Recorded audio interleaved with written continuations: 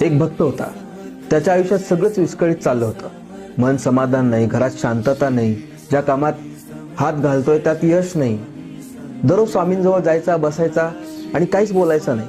स्वामींसमोर रडायचा आणि मनातल्या मनात म्हणायचा, स्वामी फक्त मला सांभाळून घ्या.